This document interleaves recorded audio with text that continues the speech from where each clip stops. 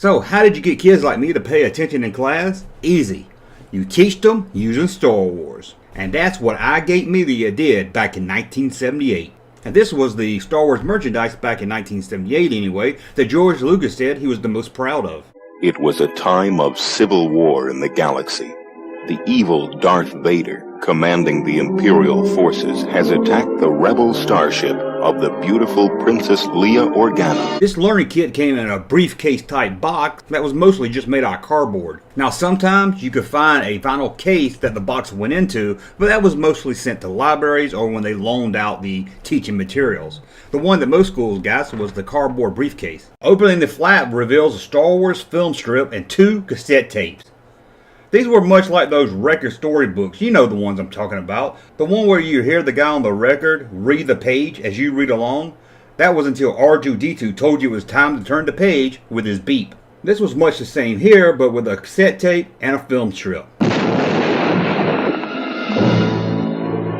A great flash suddenly lit up the sky, and Alderaan was gone. Some lucky kid, mostly the teacher's pet, like Little Leaguer second baseman Grady Miller, he got to operate the machine that would click to the next film strip. Also in the box, 5 mini black and white comic books. Here the student could follow along by reading the story of Star Wars.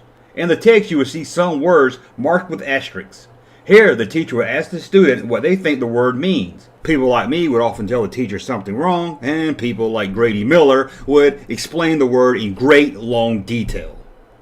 The set also came with a teacher guide that included a gold sticker that you could win if Grady Miller didn't get them all first. It all came with memograph worksheets inside the box. Now I know some of you are going to comment below that it was ditto paper. Well, maybe you're right. It's about the same thing, and this isn't a printer history class. As you can see here, it came with a teacher's guide. The answers were in red. So I guess Miss Morrison wasn't as smart as we all thought she was. One of the coolest things in the box was the Star Wars poster to hang in the classroom. Or a poster that the teacher could give to Grady Miller at the end of the school year because he asked for it first, although you asked for it about once a week for the last 6 months. As you can see here, it's a unique poster. You have the heroes on the poster being all heroic, and you have Obi-Wan Kenobi showing Darth Vader his lightsaber. This is truly an odd item that most people have forgotten all about. You hardly ever see it come up on eBay, and if you do find one, it's very, very hard to find one that's complete. But that's a look at the Star Wars merchandise that George Lucas said he was the most proud of, and the one that Steven Sansweet said was the holy grail of Star Wars merchandise. Part of the galaxy and its people were free.